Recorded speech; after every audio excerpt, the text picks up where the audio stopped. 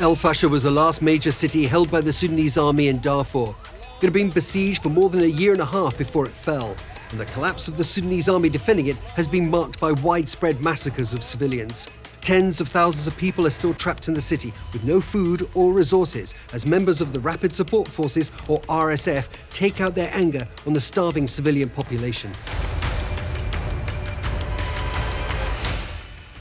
The RSF had amassed up to 28,000 fighters in its siege against el-Fasher. The city was defended by the government's 6th Infantry Division and a collection of allied militias. Months of repeated assaults, artillery barrages and drone strikes began to take their toll, and by last summer, the only supplies getting in for the army were being airdropped, but even that was becoming more infrequent. The end came in late October, and that's when the RSF captured the 6th Division headquarters, leading to the total collapse of the Sudanese army in the city. The victorious RSF fighters reportedly killed hundreds of civilians in el-Fasher's hospital alone. Patients, care workers, and those sheltering in the building were shot, often on camera. The killing continued as government soldiers and civilians alike were targeted.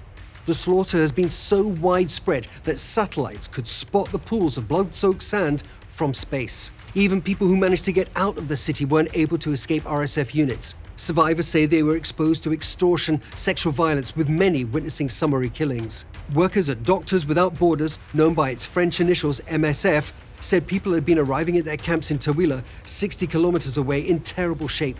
Many had just the clothes on their backs, with tales of murder and rape, very few men of military age amongst them. El-Fasher was the last main government position held in Darfur.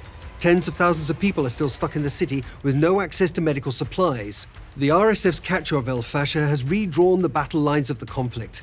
It now occupies western Sudan and Darfur. The Sudanese army controls the central and eastern regions as well as the capital Khartoum. The UN says massacres are being committed by the RSF in the town of Bara, which was recaptured in October. And this spot's strategic as it sits on a main central highway. And the war in Sudan is increasing in ferocity, with the RSF and Sudanese army battling it out on multiple fronts. Despite growing international outrage, atrocities are still being committed. The country is now in the grip of the world's largest humanitarian crisis, with no end in sight to the suffering of the Sudanese.